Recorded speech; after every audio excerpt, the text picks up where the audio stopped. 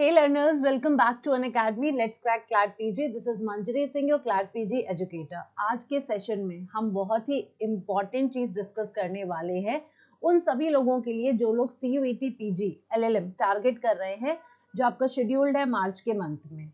Laws related to women, ये वाला एक टॉपिक आपको जरूर सिलेबस में मिला होगा जब आपने CUET PG सिलेबस LLM के लिए चेक किया होगा, तो laws related to women and children आपको एक टॉपिक दिखा होगा।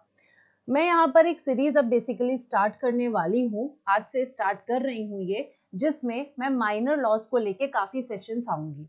सीधी सी बात है, माइनर लॉज पढ़ने में मन भी नहीं लगता, कुछ लोगों का कंटेंट नहीं मिलता, ये सब बहुत सारी दिक्कतें होती हैं। ये लगता है कोई पढ़ा दे, बस सुन ले, कान में चला जाए, बस क्या क्या है, और वहां पे आंसर तो दिख ही जाएगा, समझ में आ ही जाएगा। क्योंकि माइनर ऐसा सब्जेक्ट होते हैं जिसपे बहुत ज्यादा टाइम इन्वेस्ट करने का मन नहीं करता है और वर्थ इट भी नहीं लगता है, क्योंकि यही लगता है कि पता नहीं इससे क्वेश्चन आएगा भी कि नहीं आएगा, और अगर आएगा भी तो एक क्वेश्चन दो क्वेश्चन मुश्किल से, उसके लिए पूरा एक्ट कौन पढ़ेगा। और जब आपका CUET PG सिलेबस देखो तो फिर भाई उसमें जब 30 से 35 सब्जेक्ट्स ऑलरेडी हमको दिख रहे हैं, जिसमें हमें कुछ अपने सब्जेक्ट्स पर ज्यादा फोकस करना है और टाइम भी कम है, तो सीधी सी बात है वहां पर हमें इस तरीके से माइनर के साथ थोड़ा सा कॉम्प्रोमाइज करना पड़ेगा कि हमें लेक्चर्स मिल जाएं। तो ये वाला जो है सीरीज मैं आपके बेनिफिट के लिए स्टार्ट कर रही हूँ। डेफिनेटली मैं कहूंगी कि आपके लिए बहुत हेल्पफुल रहेगा, एटलीस्ट एक गाइडेंस भी मिल जाएगा। अगर आप खुद से भी पढ़ना चाहते हो तो आपको एक गाइडेंस मिल जाएगा कि हाँ, इस स्पेसिफिक सब्जेक्ट में हमें क्या क्या पढ़ना है। आज मैंने चिल्ड्रन वाला टॉपिक कवर नहीं किया है, वैसे तो देखा जाए तो ये एक सब्जेक्ट है पूरा आपका, लेकिन मैंने इसमें चिल्ड्रन वाला टॉपिक कवर नहीं किया, मैं इसमें विमेन वाला टॉपिक कवर कर रही हूँ, और चिल्ड्रन वाले के लिए मैं अलग से दूसरा लेक्चर बाद में लेकर आऊंगी। तो ये पूरा आपका वन शॉट रहेगा लॉज रिलेटेड टू विमेन के ऊपर, आप इसको देख सकते हो, आपके लिए डेफिनेटली ये यूजफुल रहेगा, और उसमें आप अपनी तरफ से ऐड ऑन करके चीजें पढ़ सकते हैं। साथ ही साथ हमारा बैच CUET PG पर लॉन्च होने वाला है, तो आप हमारे YouTube चैनल को, इस वाले को सब्सक्राइब कर लीजिए। आप वीडियो सारी देखते रहेंगे तो आपको उसमें इंफॉर्मेशन भी मिल जाएगी कि कब हमारा बैच लॉन्च हो रहा है, कैसे सब्सक्राइब कर सकते हो। Before starting with the video, achievers batch हमारा CLAT PG and other LLM exams के लिए 15 दिसंबर से लॉन्च हो चुका है। आप यहाँ पर टॉप एजुकेटर से पढ़ने का मौका पाएंगे। 350 प्लस लाइव क्लासेस होती है, in class doubt solving sessions होते हैं। अगर आप ये कोर्स परचेज करना चाहते हैं तो आपको कोड यूज करना पड़ेगा MSING10। जी हाँ, अगर आप CLAT PG 2025 टारगेट कर रहे हो और आप अपनी तैयारी को और बेहतर अच्छे से बनाना चाहते हो, तो आप डेफिनेटली ये वाला बैच ज्वाइन कर ले, क्योंकि अभी आपके पास बहुत टाइम है, तब तक आपके लिए सही रहेगा। ये रहा कॉन्टैक्ट नंबर, फर्दर डिटेल्स के लिए आप इस पर कॉन्टैक्ट कर सकते हैं। Moving further, CLAT PG plus programme के बहुत सारे बेनिफिट्स मिलते हैं, जिसमें आपको डेली लाइव क्लासेस होती हैं, लाइव टेस्ट एंड क्विजेस होते हैं, सॉफ्टवेयर कोर्स होता है, इन क्लास पीडीएफ भी आपको प्रोवाइड किया जाता है। मैं अनअकैडमी पर स्पेशल फ्री लाइव क्लासेस भी लेती हूँ। ये रहा उसका QR कोड, अगर आपने कभी अटेंड नहीं किया है तो मेक श्योर कि आप उसको स्कैन करके एक बार जाके ज्वाइन करें। फ्री है, कोई चार्जेस इसके लिए नहीं है। MWF को मैं हर शाम को 4 बजे ये लेती हूँ क्लासेस, आप पीछे जाके चेक कर सकते हैं, और भी आपको लेक्चर्स मिल जाएंगे वहाँ पर। TPA, इस टाइम पे मैं TPA पढ़ा रही हूँ, अगर आप प्रॉपर्टी लॉ पढ़ने में इंटरेस्टेड हो, और ऑब्वियसली अगर आप CUET PG टारगेट कर रहे हो तो आप इसको स्कैन जरूर कर लो, क्योंकि आप TPA यहाँ पर पढ़ सकते हैं। साथ ही साथ मैं आपको ये बताना चाहती हूँ कि आपको कॉन्स्टिट्यूशन भी यहाँ पे मिल जाएगा, आपको यहाँ पे जूरिस्प्रूडेंस की क्लासेस मिलेंगी। हमने PYQs डिस्कस करे हैं, हमने क्वेश्चंस लगाए हैं, हमने जजमेंट्स डिस्कस करें, तो एक बार जाके जरूर इसको चेक करें, आपकी प्रिपरेशन में बहुत हेल्पफुल रहेगा। टेलीग्राम चैनल का QR कोड ये रहा, अगर अभी तक ज्वाइन नहीं किया तो फटाफट से इसको स्कैन करके इसको ज्वाइन कर लीजिए। आपको सारी अपडेट्स इस चैनल पर मिलती रहेंगी related to videos and related to classes. अब बढ़ते हैं हम लोग आज के सेशन पे। तो constitutional safeguards for the protection of women. सबसे पहले हम कॉन्स्टिट्यूशन के कॉन्टेक्स्ट में देखेंगे कि वुमेन के प्रोटेक्शन के लिए क्या सेफगार्ड्स कॉन्स्टिट्यूशन में प्रोवाइड करें। तो सबसे पहले जब कॉन्स्टिट्यूशन की शुरुआत ही प्रियम्बल से होती है, तो हम लोग प्रियम्बल में देखेंगे आखिर प्रियम्बल क्या कहता है वुमेन के लिए। तो प्रियम्बल हमारा कॉन्स्टिट्यूशन का नॉन डिस्क्रिमिनेटरी है, जहाँ पे सारे सेक्शंस को इक्वली एंड अलाइक ट्रीट किया जाता है। इक्वालिटी की बात करता है, equality of status and opportunity की बात करता है। जब आप प्रियम्बल पढ़ते हो तो प्रियम्बल जो इंडियन कॉन्स्टिट्यूशन का है वो सोशल, इकोनॉमिक, पॉलिटिकल जस्टिस की बात करता है अपने सारे सिटीजन्स के लिए। Mentioning of the term simply यहाँ पे मतलब ये है कि ना तो मैन और ना ही women should be denied from the fruits of justice। आपने देखा होगा, जब प्रियम्बल आपने पढ़ा होगा, नहीं पढ़ा है तो डेफिनेटली जाके चेक करिए।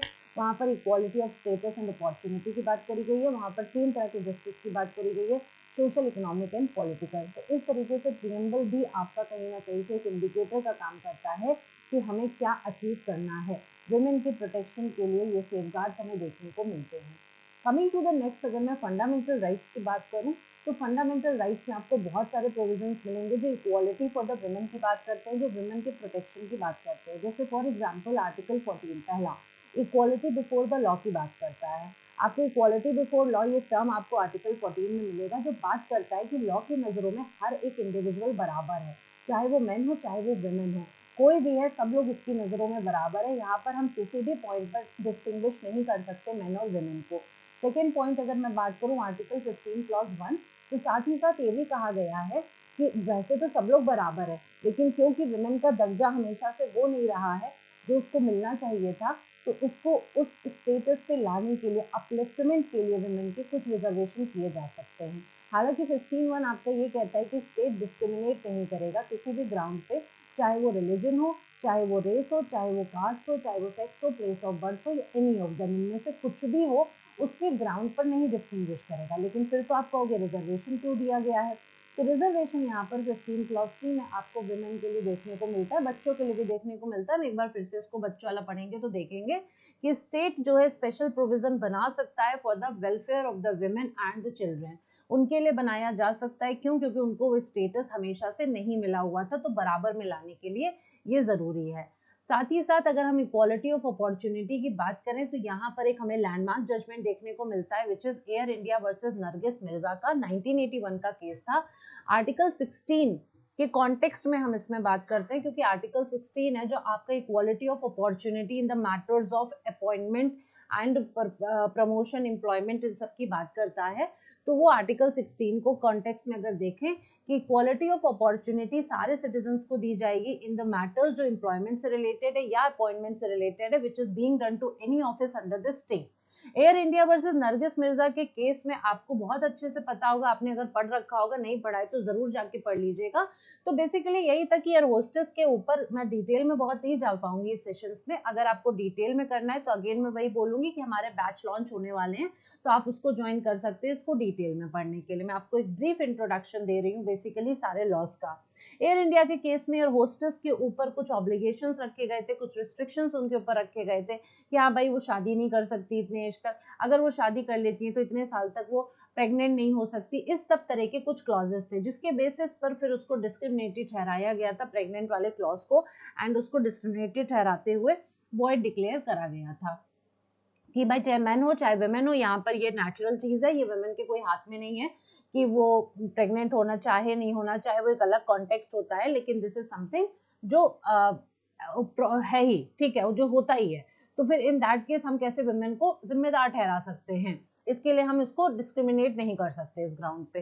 नेक्स्ट अगर मैं बात करूं तो article 21 right to life and personal liberty की बात करता है। तो जब भी लाइफ की बात होती है, पर्सनल लिबर्टी की बात होती है, तो आर्टिकल 21 ये कह रहा है कि भाई हमारे लिए सबकी लाइफ बराबर है, हमारे लिए सबकी पर्सनल लिबर्टी बराबर है, हम किसी भी ग्राउंड पे यहाँ पे डिस्टिंग्विश नहीं कर सकते। Coming to the case Lata Singh versus state of UP, तो इसमें बात करी गई थी right to marriage of choice की, चाहे लड़का हो चाहे लड़की हो, वो दोनों अपनी मर्जी से शादी कर सकते हैं जहां वो करना चाहते हैं। Vishakha versus state of Rajasthan की अगर मैं बात करूं तो right to live with dignity at the work place की यहाँ पर बात होती है, जहां पर लिखा गया था कि भाई वर्क प्लेस पर विमेन है, काम कर रही है, तो उसकी डिग्निटी को मेंटेन करना वहां के एम्प्लॉयर का काम है। इसीलिए यहाँ पर आप देखते हो कि आज की डेट में जो हम पॉश एक्ट देखते हैं, जो पॉश एक्ट देखते हैं, prevention of sexual harassment at work place act देखते हैं 2013 का, ये विशाखा के केस में कोर्ट ने गाइडलाइंस दी थी जिसपे कहा गया था कि विमेन के लिए उनके वर्क प्लेस पर प्रोविजंस बनाए जाएं जिससे कि उनकी सिक्योरिटी रहे, सेफ गार्ड करा जाए उनको, विमेन को। इसके लिए काफी सारी गाइडलाइंस दी गई थी और उसके चलते काफी लेट हुआ, बहुत जल्दी तो नहीं बनाया गया एक्ट, लेकिन हाँ अल्टीमेटली 2013 में बना। अब अगर इसके इम्प्लीमेंटेशन की बात करें तो अगेन यहाँ पर हमें बहुत सारे ड्रॉबैक्स देखने को मिलते हैं, क्योंकि इसका इम्प्लीमेंटेशन उतना प्रॉपर हो नहीं पा रहा है जितना होना चाहिए। आए दिन कुछ ना कुछ अगर केसेस घटित होते हैं तो इस पर ये जरूर प्रश्न उठता है कि आखिर पॉश एक्ट का इम्प्लीमेंटेशन किस तरीके से हो रहा है। Coming to the next case, Olga Tellis state of Bombay, right to livelihood की बात करूं तो अगेन वही होता है कि भाई सब लोग इक्वल है, सबको यहाँ पर रहने का अधिकार है, चाहे वो मेन हो चाहे वुमेन हो। पेमेंट वेलर्स केस के नाम से हम इसको जानते हैं। नेक्स्ट आर्टिकल 23 की बात करें, राइट अगेंस्ट एक्सप्लॉयटेशन की बात करता है, जिसमें आपके बहुत सारी चीजें इंक्लूड होती हैं, ट्रैफिकिंग वगैरह वाली चीजें भी 23 में इंक्लूड हो जाती है, जिसमें विमेन एंड चिल्ड्रन पर मेजर फोकस किया जाता है कि भाई उनकी ट्रैफिकिंग नहीं करी जा सकती है। तो इस तरीके से एक्सप्लॉइट आप नहीं कर सकते हो उनको, विमेन को। Coming to the next, directive principles of state policy में क्या प्रोविजंस दे रखे गए हैं। तो आर्टिकल 39A बात करता है कि भाई स्टेट जो है वो उसका काम है कि वो सिक्योर करे मेन एंड वुमेन को equally adequate means of livelihood के लिए, उनको उनका जो भी जरूरत की चीजें हैं, बेसिक चीजें वो मिले, equal pay for equal work हो मेन एंड वुमेन दोनों के लिए 39D में दे रखा है।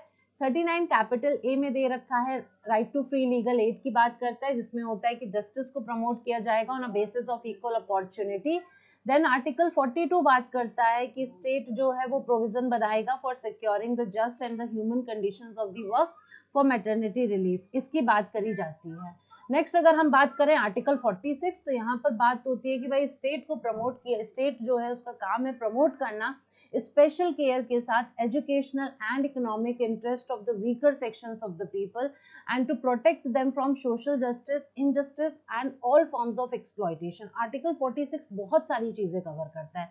वो बात कर रहा है कि स्टेट जो होगा वो प्रमोट करेगा स्पेशल केयर के साथ किस चीज को, वीकर सेक्शन जो भी सोसाइटी में है हमारे, उनके एजुकेशनल और इकोनॉमिक इंटरेस्ट को, एंड उनको प्रोटेक्ट करना जरूरी है किस चीज से, सोशल इनजस्टिस से एंड हर तरह के एक्सप्लॉयटेशन से।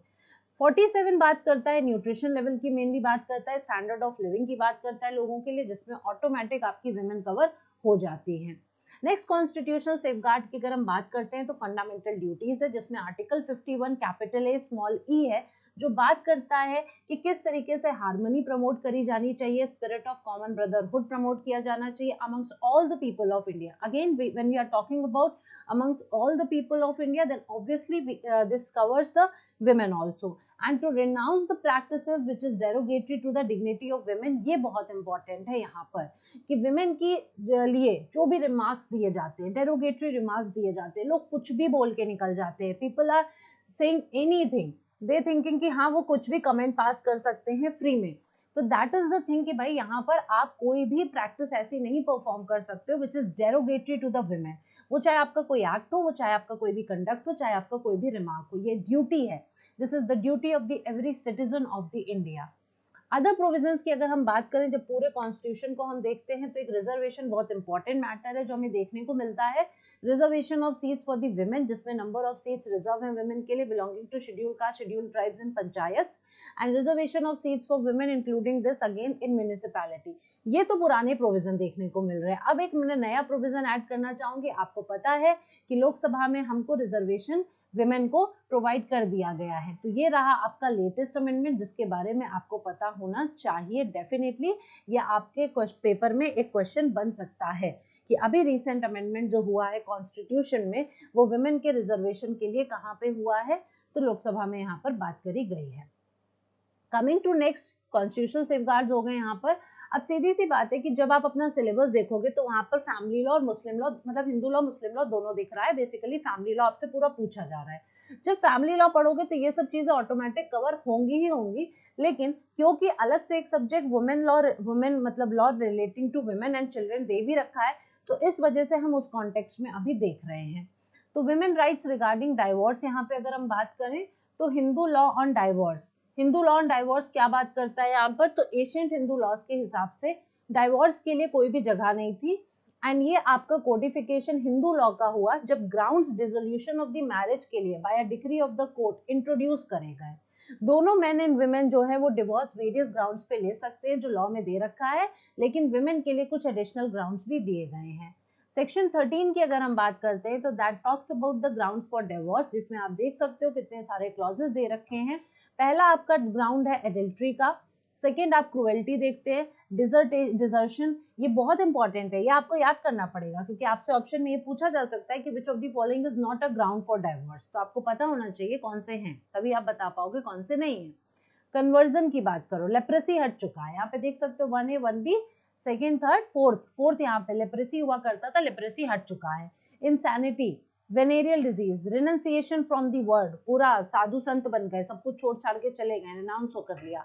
प्रिजम्पशन ऑफ डेथ, ये सारी चीजें हैं। प्रिजम्पशन ऑफ डेथ के केस में कब तक मानते हैं? 7 ईयर्स तक का टाइम पीरियड माना जाता है कि अगर 7 साल तक पति गायब है, पति नहीं आया है, स्पाउस नहीं आया बेसिकली, तो चाहे हस्बैंड हो चाहे वाइफ हो, 7 ईयर्स तक अगर कंटिन्यूअसली वो गायब है तो यहाँ पे माना जाएगा कि भाई प्रिजम्पशन ऑफ डेथ वाली बात होगी एंड माना जाएगा कि उसकी डेथ पर्सन की हो चुकी है, तो उस केस पे यहाँ पे ग्राउंड फॉर डिवोर्स की बात आती है। नेक्स्ट अगर मैं बात करूँ, यहाँ पे वाइफ को अलग से एडिशनल ग्राउंड्स भी दे रखे हैं 13 क्लॉज 2 में। तो वाइफ के स्पेशल ग्राउंड्स क्या है? 13 क्लॉज 2 सब क्लॉज 1 में दे रखा है pre act पॉलीगेमस marriage two of the husband. अगर ये एक्ट, हिंदू मैरिज एक्ट आने से पहले पति ने पॉलीगेमस शादी कर रखी थी, मतलब कि उसने एक से ज्यादा, 2 से ज्यादा शादी इनफैक्ट कर रखी थी, एक से ज्यादा बाइगेमी, 2 से ज्यादा पॉलीगेमी, तो अगर हस्बैंड ने ज्यादा शादी कर रखी थी, 2 से ज्यादा, तो उस ग्राउंड पे भी यहाँ पे वाइफ डिवोर्स ले सकती है। नेक्स्ट यहाँ पर अगर पति का कोई भी रेप का एक्ट रहा है, सोडोमी का एक्ट रहा है, बेस्टियलिटी का रहा है, तो उसके ग्राउंड पर वाइफ ले सकती है डिवोर्स। 13 क्लॉज 2 सब क्लॉज 3 में बात करी गई है कोहैबिटेशन का नॉन रिजम्पशन होना। कोहैबिटेशन जब रिज्यूम नहीं हो पाता, एक डिक्री ऑर्डर फॉर मेंटेनेंस के बाद, डिक्री या फिर ऑर्डर मेंटेनेंस का आ चुका था एंड अगर कोहैबिटेशन रिज्यूम नहीं हुआ, तो इन दैट केस वाइफ डिवोर्स के लिए फाइल कर सकती है। Repudiation of the marriage, marriage का रेपुडिएट हो जाना 15 साल की एज के बाद, बट 18 साल अटेन करने से पहले, तो यहाँ पर इन ग्राउंड्स पे वो एडिशनल डिवोर्स ले सकती है, एडिशनल ग्राउंड्स पे डिवोर्स ले सकती है। मुस्लिम लॉ एंड डिवोर्स की अगर हम बात करें तो अगेन आपने पढ़ा होगा, आपको तलाक बिद्दत वगैरह पता होगा, तो वहाँ पे वो राइट हस्बैंड को दे रखा है। विमेन को क्या राइट दिया हुआ है? तो विमेन को यहाँ पे तलाक के तफवीज और खुला करके मिला हुआ है right, extra judicial divorce bye wife.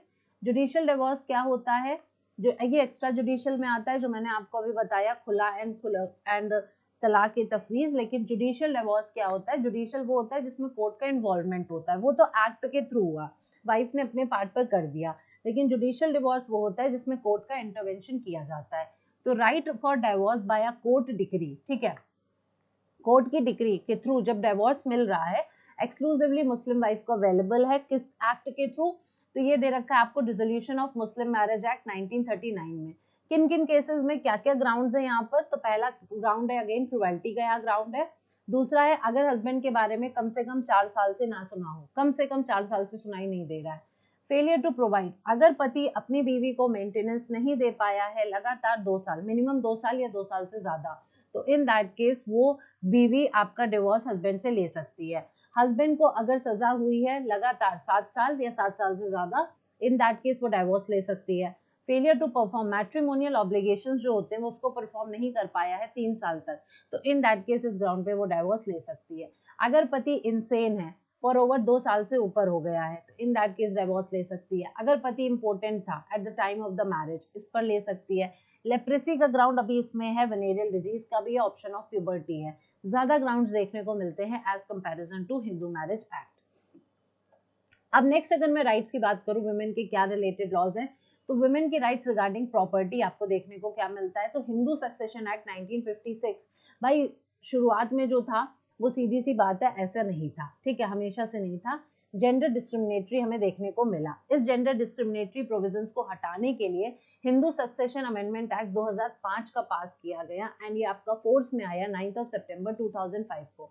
And इस एक्ट ने, इस अमेंडमेंट ने डॉटर्स को राइट्स प्रोवाइड करे। अब क्या है? तो अब ये है कि पहले तो आपके जो सन थे वो कोपार्सनर माने जा रहे थे, अब यहाँ पे ये है कि जॉइंट हिंदू फैमिली में जो डॉटर होगी कोपार्सनर की, वो क्या होगी? बाय बर्थ वो कोपार्सनर बन जाएगी अपने खुद के राइट के लिए, सेम मैनर में जैसे एक बेटा कोपार्सनर बनता था, in this very same way daughter भी कोपार्सनर बन जाएगी। दूसरा, सेम राइट्स उसकी कोपार्सनरी प्रॉपर्टी में होगी, अगर वो लड़का होती तो उसकी जैसे राइट होता वैसा ही उसका राइट अभी भी होगा। सेम लाइबिलिटीज उसकी होगी with respect to the said coparcenary's property as that of a son, and कोई भी रेफरेंस जो हिंदू कोपार्सनर का होगा उसमें डॉटर का रेफरेंस आएगा ही आएगा as a coparcener. Muslim women की राइट टू प्रॉपर्टी क्या है? तो 2 ब्रॉड स्कूल्स है मुस्लिम के, ठीक है, इंडिया में आप देखते हैं, एक सुन्नी और एक शिया। मेन पॉइंट ऑफ डिफरेंस जो दोनों के बीच में है वो ये है कि Sunni rules only count those relatives as heir जिनका relation to the deceased person is through a male. ठीक है, बेसिकली सुन्नी के जो रूल्स हैं वो खाली उन रिलेटिव्स को एयर काउंट करते हैं जिनका उस मरे हुए पर्सन से मेल के थ्रू कनेक्शन है। जैसे बेटे का बेटा हो गया, ठीक है, फादर की मदर हो गई, मतलब मेल कनेक्शन होना चाहिए। मेल से जो रिलेशन है, फीमेल से जो कनेक्शन है, उसके बारे में सुन्नी बात नहीं करता है। शिया उन लोगों को भी रिलेट करता है जो डिसीज से जुड़े हुए फीमेल के थ्रू, जैसे बेटी का लड़का, डॉटर का लड़का, डॉटर की डॉटर। तो यहाँ पे वहां पे क्या था, सन का, सन का लड़का, सन की मदर, सन के थ्रू ऐसे हो रहा था। यहाँ पे डॉटर का लड़का, डॉटर की लड़की। तो ये पहला वाला जो पर्सन है यहाँ पर, ये फीमेल है, तो शिया फीमेल को भी इंक्लूड करते हैं वहां पे। खाली सुन्नी में खाली मेल के थ्रू होता है। विमेन के पास सर्टेन राइट्स है प्रॉपर्टी के इनहेरिटेंस में, मेंटेनेंस में एंड मेहर में। वो इंटाइटल्ड है प्रॉपर्टी को इनहेरिट करने के लिए एज अ डॉटर। अगर शी इज अ डॉटर तो वो प्रॉपर्टी इनहेरिट कर सकती है। शी इज अ विडो, वो इनहेरिट कर सकती है। She is a grandmother, she is a mother और she is a son's daughter, तो वो डेफिनेटली प्रॉपर्टी को इनहेरिट कर सकती है। मुस्लिम लॉ में ये दे रखा है। Coming to the very most important right of the maintenance जो वुमेन के बारे में दे रखा है, दैट इज की मेंटेनेंस अंडर हिंदू लॉ क्या है। मेंटेनेंस आप बहुत जगह देखते हो, और जब भी मेंटेनेंस पढ़ते होंगे आपको पता होगा मेंटेनेंस सीआरपीसी में भी है, मेंटेनेंस आपका हिंदू मैरिज एक्ट में भी है। अब इन सब में डिफरेंस क्या है, इसके बारे में हम जानेंगे। हिंदू लॉ में जब हम मेंटेनेंस देखते हैं तो वो खाली हिंदूज के लिए है। वो लोग जो हिंदू है खाली उन्हीं पर वो मेंटेनेंस अप्लाई होता है। जब हम सेक्शन 125 सीआरपीसी की बात करते हैं तो वो मेंटेनेंस आपका सारे लोगों पर लागू होता है जो लोग अलग अलग रिलीजन के हैं, सेक्युलर नेचर है। 125 सीआरपीसी जो है वो सेक्युलर है अपना नेचर में, वो सारे रिलीजन के लोगों पर अप्लाई होता है। और जब आपका पर्सनल लॉ आपकी मदद नहीं कर रहा है तो आप वहां पे जाके अपना दरवाजा खटखटा सकते हैं 125 के अंदर, जिसके चलते आपको रेमेडी प्रोवाइड करी जाएगी। तो अगर मैं बात करूं Hindu adoption and maintenance act 1956, जिसमें सेक्शन 3B जो है वो मेंटेनेंस को डिफाइन करता है। वो कहता है कि मेंटेनेंस अगर हम हर केसेस में देखें तो भाई ये फूड का प्रोविजन प्रोवाइड कर रहा है, क्लोथिंग का प्रोविजन है, रेजिडेंस का है, एजुकेशन है, मेडिकल अटेंडेंस है एंड ट्रीटमेंट है, ये सारी चीजें प्रोवाइड करता है। Coming to the unmarried daughter की अगर हम बात करें तो ऑल्सो अनमैरिड डॉटर के केस में जो उसकी मैरिज से रिलेटेड खर्चे होते हैं, इंसिडेंट्स एक्सपेंसेस हैं, वो भी मेंटेनेंस में कवर किए जाएंगे। ये समझना बहुत इंपॉर्टेंट है। ये Hindu adoption and maintenance act में समझा दिया। अब मेन आपका जो प्रोविजन है कि क्या प्रोवाइड किया जाता है, वो हिंदू मैरिज एक्ट 1955 के सेक्शन 24 एंड सेक्शन 25 में है और सेक्शन 18 में है। ये तीनों प्रोविजन क्या क्या बात करते हैं, तो सेक्शन 24 जो है वो आपका maintenance pendant light and expenses of the proceedings की बात करता है, जहां पर क्लियरली मेंशन किया गया है कि जो भी प्रोसीडिंग्स पेंडिंग होती हैं, जब प्रोसीडिंग पेंडिंग चल रही है तो उस टाइम पे मेंटेनेंस प्रोवाइड किया जा सकता है। एंड प्रोसीडिंग का जो भी खर्चा वगैरह आता है उसका भार भी वो पति अपना या वाइफ जो है दोनों उठा सकते हैं। 25 is talking about permanent alimony and maintenance की बात करता है, जिसमें पूरा परमानेंट कब तक रहेगा, कितना रहेगा, उसकी बात होती है। 24-25 और सेक्शन 125 सीआरपीसी में अगर मैं डिफरेंस की बात करूं तो 125 में सिर्फ हस्बैंड है जो वाइफ को देगा, वहां पे वाइफ हस्बैंड को नहीं दे रही है। लेकिन हिंदू मैरिज एक्ट में आप स्पाउस की बात होती है, यहाँ पर वाइफ की अगर कंडीशन अच्छी नहीं है तो हस्बैंड करेगा, हस्बैंड की नहीं अच्छी है तो वाइफ करेगी। सेक्शन 18 जो है आपका बात करता है कि हिंदू वाइफ जो है वो एंटाइटल्ड है to be maintained by her husband during a life time. ठीक है, ये बात यहाँ पे लिखी हुई है कि हिंदू वाइफ है, उसका हक है कि उसका पति उसको मेंटेन करेगा उसके पूरे लाइफ टाइम के दौरान।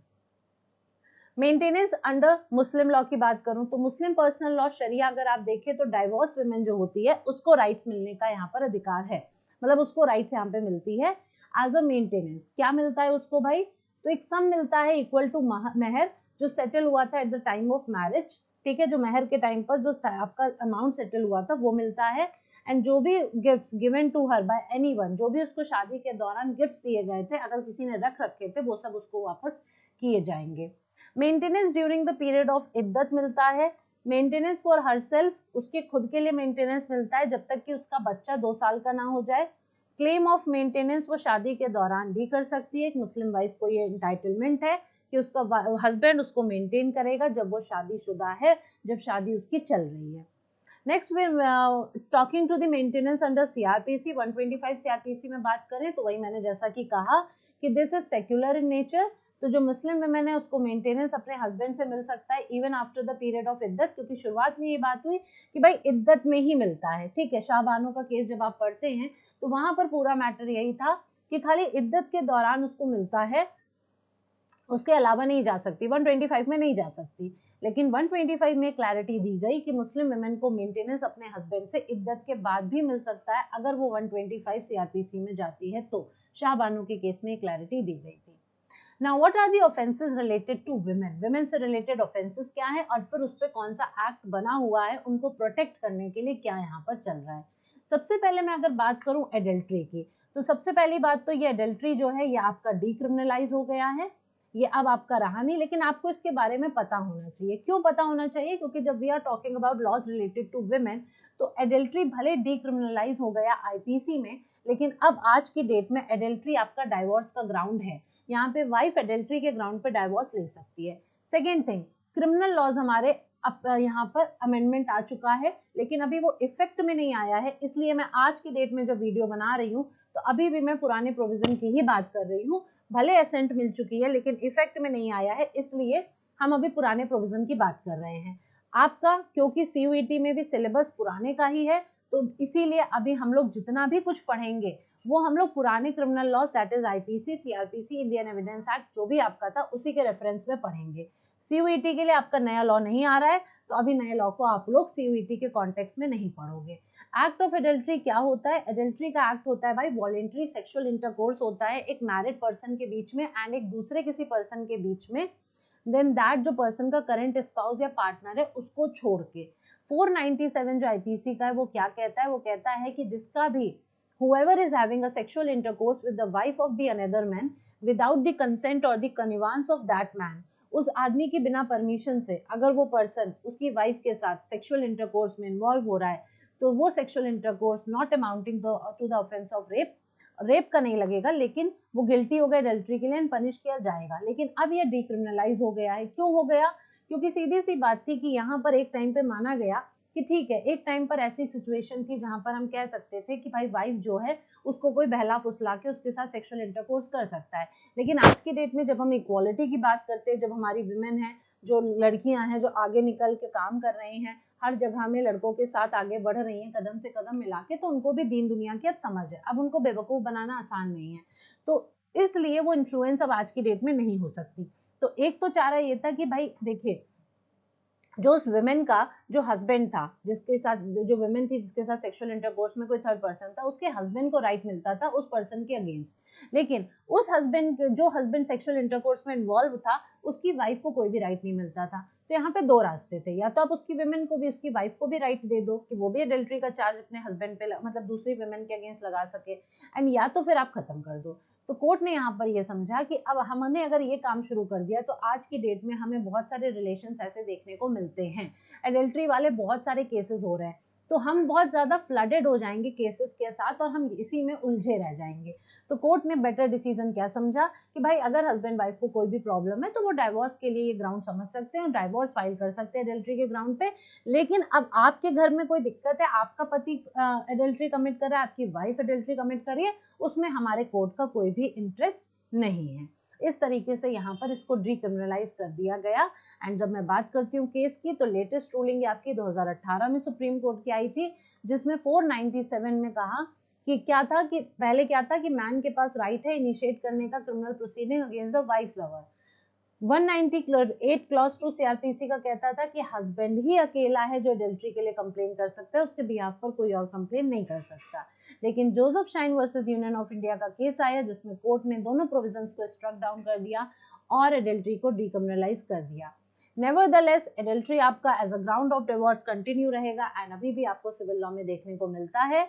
158 साल पुराना जो लॉ था इसको अनकॉन्स्टिट्यूशनल डिक्लेयर किया गया, इसको वायलेटिव बताया गया आर्टिकल 21 का, आर्टिकल 14 का। Now it's time to say that husband is not the master of wife. जो हस्बैंड है he is not the master of wife, कि वो उस पर्सन के उस वाइफ के लवर के अगेंस्ट केस फाइल कर सके कि भाई why you were involved in the sexual intercourse with my wife. Court ने यहाँ पे रिव्यू करा करेक्टनेस ऑफ द प्रेसिडेंट्स को of the case including Yusuf Abdul Aziz, Saumitri Vishnu and V Revathi. इन सारे केसेस में जब जब बात हुई कि आर्टिकल 14 को वायलेट कर रहा है, कभी कहा गया नहीं कर रहा है, इन सब गलतियों को सुधारते हुए कोर्ट ने फाइनली यहाँ पर 497 को, क्योंकि यहाँ पर अपहेल्ड किया गया था पहले, तो कोर्ट ने जोसेफ शाइन में फाइनली इसको अनकॉन्स्टिट्यूशनल ठहरा दिया। मूविंग फर्दर, अगर हम रेप प्रोविजंस की बात करें तो अगेन ये बहुत बड़ा ऑफेंस है जो विमेन के अगेंस्ट देखने को मिलता है। सेक्शन 375 आईपीसी का रेप के बारे में बात करता है। व्हाट एक्शंस अगर मैन करेगा तो उसको लाइबल करा जा सकता है पनिशमेंट के लिए under 376 IPC. As I already told you कि हम पुराने प्रोविजंस पढ़ रहे हैं तो हम उसी के कॉन्टेक्स्ट में देखेंगे।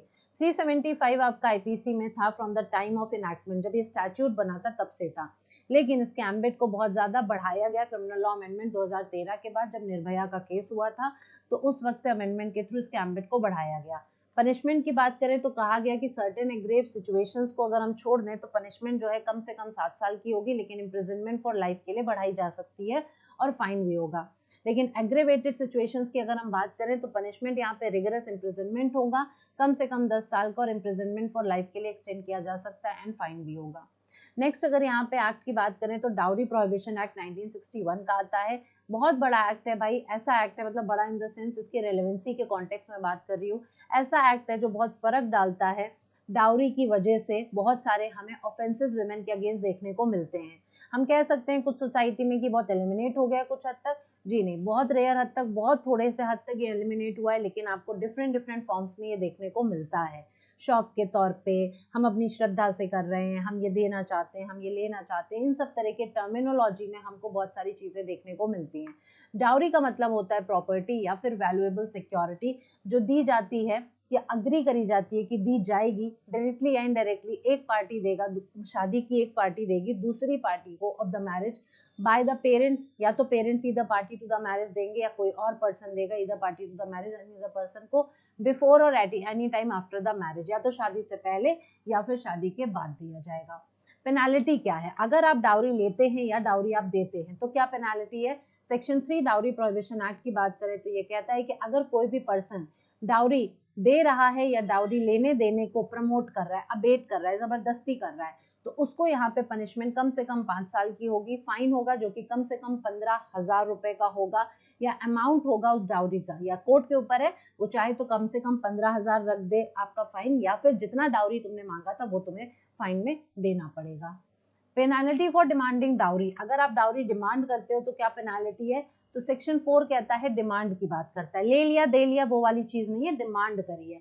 तो अगर कोई भी पर्सन डायरेक्टली या इनडायरेक्टली डिमांड करता है पेरेंट्स से या रिलेटिव से या गार्जियन से ब्राइड या ब्राइडग्रूम के कोई भी डाउरी, तो वो पनिशेबल होंगे कम से कम 6 महीने के लिए, और वो 2 साल तक की सजा एक्सटेंड हो सकती है, और फाइन यहाँ पे आपका 10,000 रुपए तक लग सकता है। नेक्स्ट यहाँ पर आपका केस आता है, एक्ट आता है इमोरल ट्रैफिक प्रिवेंशन एक्ट। जैसा कि मैंने कहा आर्टिकल 23 इंडियन कॉन्स्टिट्यूशन का आपका ट्रैफिकिंग की बात करता है कि ट्रैफिकिंग नहीं होनी चाहिए, उसी से रिलेटेड एक्ट आपका इमोरल ट्रैफिक का देखने को मिलता है। इमोरल ट्रैफिक प्रिवेंशन एक्ट या आईटीपीए को कहो 1986 का ये अमेंडमेंट है, लेजिस्लेशन जो पास हुआ था 1956 में।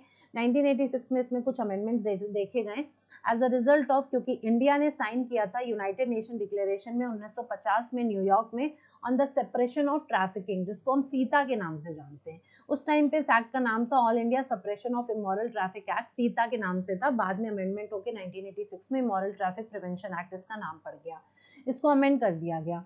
सीता को लॉज जो थे, इंटेंट क्या था कि भाई लिमिट करना, इवेंचुअली एबॉलिश करना इंडिया को, मेन उद्देश्य क्या था, प्रोस्टिट्यूशन को इंडिया में एबॉलिश करना बाय ग्रेजुअली क्रिमिनलाइज करते हुए, जो वेरियस एस्पेक्ट्स हैं सेक्स वर्क के उसको ग्रेजुअली क्रिमिनलाइज करते हुए इसको हटाना। पनिशमेंट जो इस एक्ट में इम्पोज हुई वो बहुत अलग अलग तरह की वैलिड है, और उनको सेक्शन 3 से 9 तक 11, 18, 20, 21 में देखने को मिलता है। आप इसको एक बार जाके क्रॉस चेक करके इसको पढ़ सकते हैं। ऑफेंसेस जो पनिशेबल हैं वो क्या है कि अगर आप if you are keeping and using of premises as a brothel, अगर आप ब्रॉथल की तरह प्रेमाइसेस को यूज कर रहे हैं, अगर आप उस इनकम पर रह रहे हैं, लिविंग अपनी कर रहे हैं जो वाया प्रोस्टिट्यूशन आप अर्न कर रहे हैं, पिंपिंग या एल सॉलिसिटिंग फॉर प्रोस्टिट्यूशन, अगर आप पर्सन इन कस्टडी को सेड्यूस कर रहे हैं, प्रोस्टिट्यूशन इन पब्लिक एरिया अगर आप चला रहे हैं, ये सब ऑफेंस है which is punishable under this act. Next act आपका आता है commission of Sati prevention act 1987 का। सती आपका ऑब्वियसली एबॉलिश हो चुका है, हम इस बात को समझते हैं, लेकिन क्या हर जगह हो गया है? नहीं, हमें अभी भी कुछ जगह, कुछ गांव वगैरह में, कहीं कहीं किसी किसी स्टेट्स में हमें ये प्रैक्टिसेस देखने को मिलती है। क्या होता है सती? तो सती इज अ प्रैक्टिस जहाँ पे एक विडो अपने आप को जला लेती है in a funeral pyre of her husband, जब उसके हस्बैंड की डेथ हो जाती है तो उसी में वो बैठ जाती है, खुद को भी खत्म कर देती है। पनिशमेंट क्या है? सेक्शन 5 में ग्लोरिफिकेशन ऑफ सती के लिए क्या पनिशमेंट है, तो कोई भी अगर ग्लोरिफिकेशन ऑफ सती के लिए काम करता है तो उसको पनिशेबल होगा 1 साल के लिए, मिनिमम 1 साल, और जो एक्सटेंड हो सकता है वो 7 ईयर्स तक है, और फाइन कम से कम 5,000 रुपए होगा, जो एक्सटेंड होके 30,000 रुपए तक जा सकता है। अगर आपने सती कमिट करने के लिए कोशिश करी, अटेम्प्ट किया, तो उसकी पनिशमेंट सेक्शन 3 में दे रखी है कि जो भी कोशिश करेगा सती कमिट करने के लिए या कोई भी एक्ट करता है कमीशन की तरफ, उसको पनिश किया जाएगा फॉर अ टर्म जो एक्सटेंड हो सकता है आपका 6 महीने या फाइन या फिर दोनों चीजें। पनिशमेंट फॉर अबेटमेंट ऑफ सती, कई बार होता है लोगों के इन्फ्लुएंस में आके वो लेडी खुद नहीं करना चाहती है, वेमेन खुद सती नहीं परफॉर्म करना चाहती है, लेकिन वो गांव वाले के इन्फ्लुएंस में आके, रिलेटिव्स के इन्फ्लुएंस में आके लोग उसको भड़काते, नहीं तुम्हें होना पड़ेगा। तो अगर कोई भी पर्सन अबेट करता है तो वो लोग जो अबेट कर रहे हैं, who are generally referred as abettors here, section 4 में उनके लिए पनिशमेंट दे रखी है कि अगर कोई भी पर्सन सती कमिट कराने के लिए अबेट कर रहा है कमीशन ऑफ सती को डायरेक्टली इनडायरेक्टली, तो उसको डेथ की पनिशमेंट भी हो सकती है, लाइफर भी हो सकती है एंड फाइन भी हो सकता है। अगर कोई भी पर्सन अटेम्प्ट करेगा टू कमिट सती या कोई भी उसको अबेट कर रहा है अटेम्प्ट करने के लिए डायरेक्टली इनडायरेक्टली, तो उसको लाइफर एंड देन फाइन हो सकता है। नेक्स्ट एक्ट आपका इनडिसेंट रिप्रेजेंटेशन ऑफ वुमेन की बात करता है, प्रोहिबिशन एक्ट 1986 की। 1986 के बहुत सारे एक्ट आपको यहाँ पे देखने को मिलते हैं, क्योंकि उस टाइम पर एक दौर देखा गया जहाँ पर वुमेन के लिए बहुत सारे लॉज बने थे। जैसे आप डाउरी देखते हो, जैसे आप इनडिसेंट रिप्रेजेंटेशन देख रहे हो, इमोरल ट्रैफिकिंग वाला देख रहे हो। अब ये इनडिसेंट रिप्रेजेंटेशन वाला जो है, ये मैंने अभी जब स्टार्टिंग में फंडामेंटल ड्यूटीज की बात करी थी तो काफी हद तक ये उससे सिमिलर है। कैसे? क्योंकि मैंने कहा कि विमेन के अगेंस्ट कोई भी डेरोगेटरी रिमार्क्स आप पास नहीं कर सकते, आप कोई भी ऐसा कंडक्ट नहीं कर सकते जिससे आप उसकी डिग्निटी को लोअर डाउन करो। तो इसी तरीके से इनडिसेंट रिप्रेजेंटेशन की यहाँ पे बात होती है। इस एक्ट में सेक्शन 2C में ये बताया गया है कि आखिर इनडिसेंट रिप्रेजेंटेशन ऑफ विमेन क्या है। तो ये बताता है कि भाई अगर आप किसी भी तरीके से किसी भी मैनर में एक डिपिक्शन करते हो एक विमेन के फिगर के बारे में या उसके फॉर्म के बारे में, उसकी बॉडी पार्ट्स के बारे में, किसी भी तरीके से जो इनडिसेंट है, जो डेरोगेटरी है, जो डेनिग्रेटिंग है उस वुमेन के लिए, जो कि उसकी पब्लिक मोरालिटी को या उसके मोरल्स को इंजर करेगा, करप्ट करेगा, डिप्रेव करेगा, तो इन that case that is absolutely the indecent representation of that particular women. Section 3 deal करता है कि आप जो है किसी भी तरह का एडवर्टीजमेंट नहीं कर सकते जिसमें आप वुमेन की इनडिसेंसी को शोकेस करोगे। Women is not a showpiece material, it is not a trophy material जिसको आप शोकेस करोगे किसी भी फॉर्म में, जिस फॉर्म में आप चाहें। आप इनडिसेंट रिप्रेजेंटेशन नहीं कर सकते in the form of advertisement.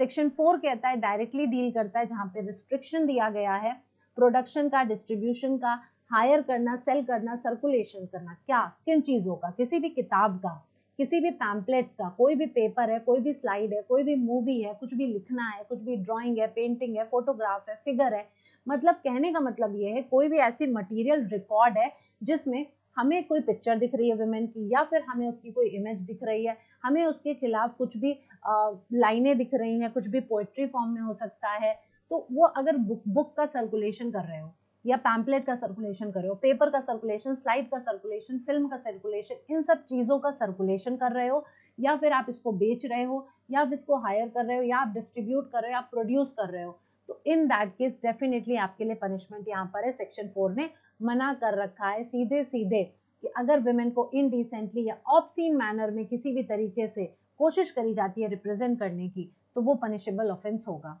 Section 6 जो है वो वेरियस लीगल पेनाल्टीज और पनिशमेंट्स के बारे में बात करता है। इसी के चलते यहाँ पे 2 मेजर केस लॉज आप देख सकते हो, एक अजय गोस्वामी का केस था, एक अवीक सरकार का केस था। ये केस लॉज बहुत ही आपके लैंडमार्क जजमेंट्स है, मेक श्योर कि आप इनको एक बार जाके जरूर पढ़ें डिटेल में, क्योंकि आपके लिए केस लॉज भी इंपॉर्टेंट है। नेक्स्ट आपका लास्ट एक्ट जो आता है जिसके बारे में हम बात करेंगे, that is protection of women from domestic violence act 2005। तो ये एक्ट जो है ये एक इंडियन लॉ था जो पार्लियामेंट ने बनाया था to provide for more women को और ज्यादा प्रोटेक्शन देने के लिए, जो कॉन्स्टिट्यूशन गारंटी करता है उसके अलावा, क्योंकि 2005 का एक्ट है, 1950 में आपका कॉन्स्टिट्यूशन आ गया था, बहुत कुछ कह रहा था, लेकिन क्या वुमेन सुरक्षित थी?